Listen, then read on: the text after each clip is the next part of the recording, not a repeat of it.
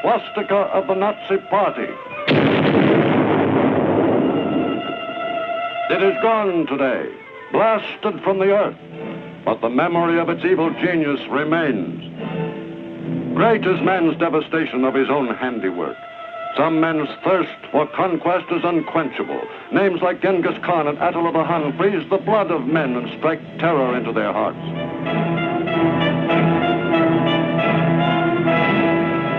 Such a name was Adolf Hitler. Und verfeindet ein Leid erdulden. What kind of man was this strutting, shouting fanatic of the Third Reich? If anyone really knew Adolf Hitler, surely it was his own family. Here is Adolf Hitler's sister today. Her name is Paula Wolf. Let her speak. Als mein Bruder Adolf ungefähr 2 Jahre alt war, I quote her. When we children played together, my brother Adolf was always the leader. All the others did what he told them to do. They must have had an instinct that his will was stronger than theirs. Father wanted Adolf to become a government official as he was himself, but my brother could not make up his mind. He wasn't the type to sit all the time, and therefore, as a government official, he would not feel at home.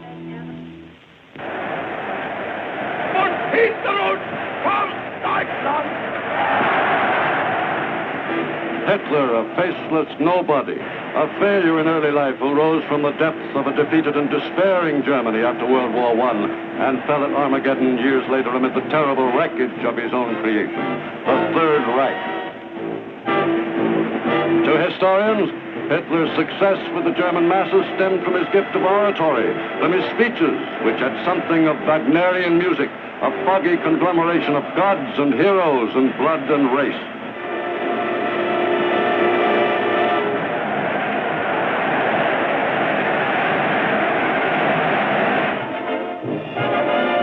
The tale of his boyhood in Kaiser Wilhelm's Germany is soon told.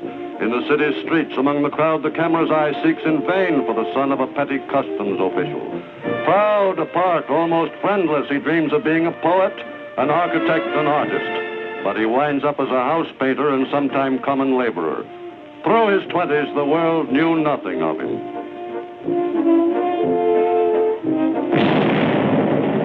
1914.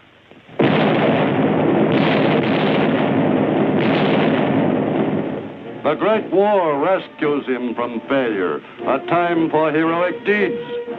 A new symbol, the swastika, rises from black German defeat. Members sign up for the German Workers' Party. The symbol appeals to Adolf Hitler. As a corporal, he had been wounded and gassed in the war, and he soon leads the bitter veterans in the dark days that follow. The parades are an integral part of this new political force, soon to become the Nationalist Socialist or Nazi Party. It is now 1920, and Hitler talks himself into the leadership of the party.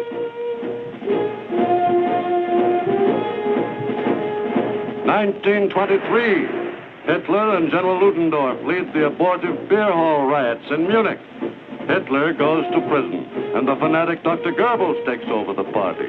From headquarters in Munich, Goebbels screams, "We build the Third Reich on propaganda."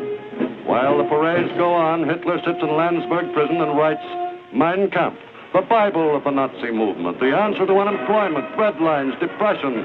Fight, fight!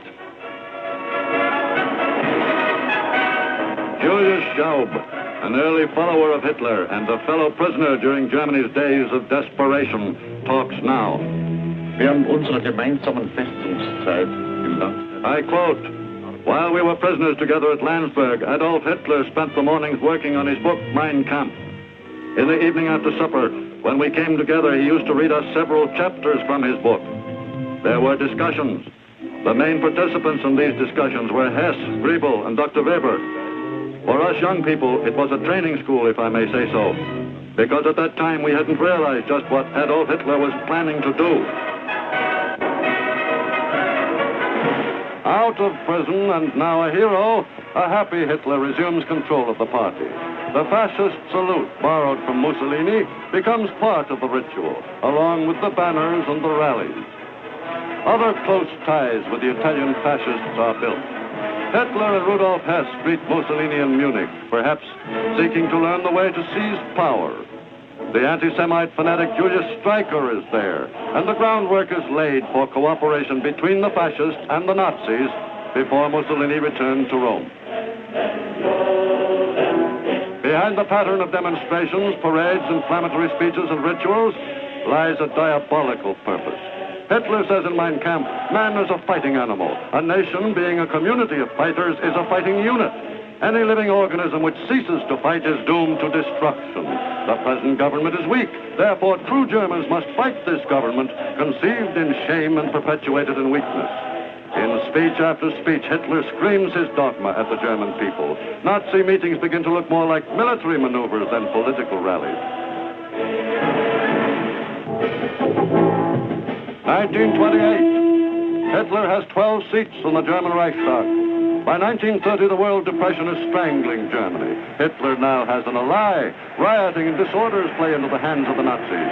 And by 1932, they hold 230 seats. Violence and intimidation become part of the pattern. Their newspapers, filled with inflammatory propaganda, carry the message. 1932, Hindenburg defeats Hitler for the presidency by a slim margin, the beginning of the end for him.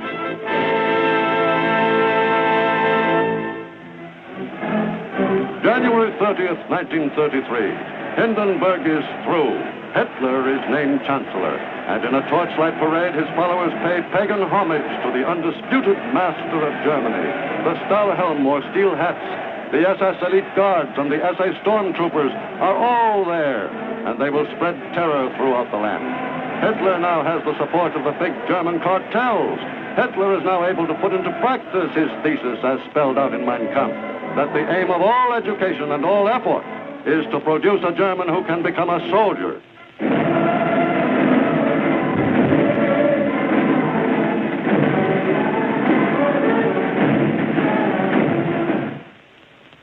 The Nazi Party can now start organized persecution of those Hitler has declared enemies of the state.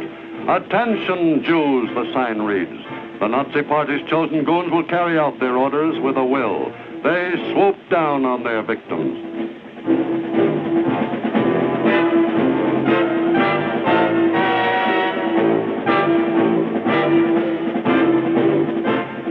Homes are broken into day and night. Hitler says in Mein Kampf, only the application of brute force, used continuously and ruthlessly, can bring about a decision in favor of the side it supports. Early in 1933, all meetings of the Communist Party are forbidden in Germany. After the Reichstag fire, 4,000 are arrested and hurled into concentration camps behind barbed wire fences. Brown shirts and black shirts join in these roundups. Up to the time of Hitler's appointment as Chancellor, control of the Prussian police has rested in the hands of the President. Now that is ended.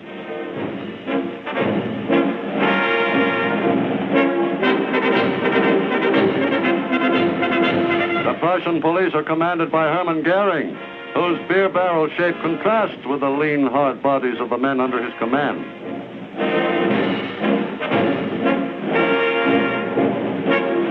But there's not to reason why or to question the will of the Führer.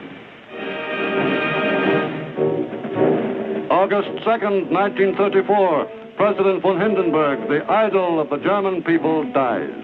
Hitler digs in, assuming the presidency and consolidating the office with that of Chancellor. He prods the German people toward his goal at an ever-quickening pace. The Nazi Party consolidates its strength and follows its blueprint to dominate the entire country. Hitler begins to acquire the glassy stare of the self-convinced messiah and has already become a total dictator. Several months earlier, he told the dismayed Reichstag the details of his first bloodbath. Minister President Hermann Goering, Hitler says, has been the avenging angel of the Führer. Kurt von Schleicher and his wife have been shot dead. Captain Ernest Röhm, once Hitler's companion, is gone. Cries out Hitler, if anyone reproaches me and asks why I did not resort to the regular courts of justice, then I say this. In this hour, I was responsible for the fate of the German people.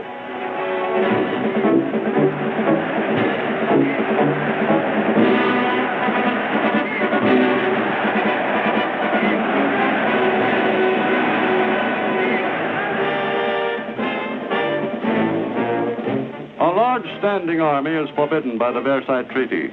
But for a long time, the Nazis have managed to circumvent this. Since 1925, they have had an organization known as the Reichswehr, under Baldur von Schirach, the youth organizer.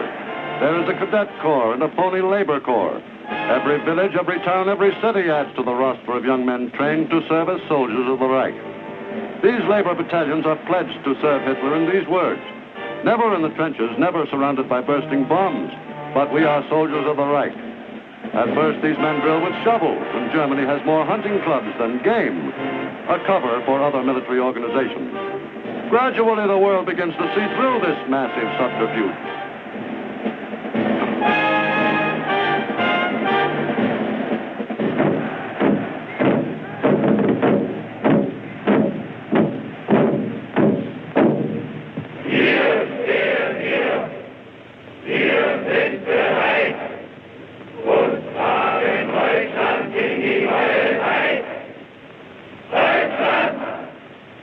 Kamerad, woher stammst du?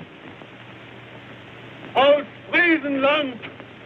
Und du, Kamerad? Aus Schlesien, von der Saar. Ein Volk, ein Führer, ein Reich, Deutschland!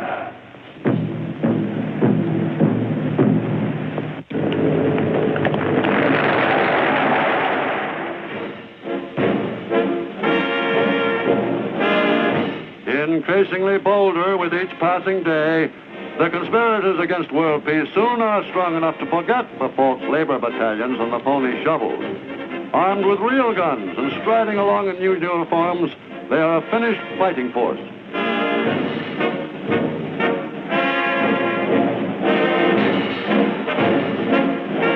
Cavalry, another violation of the Versailles Treaty, whose framers remembered the feared Uhlans, passes in review before the Reichswehr.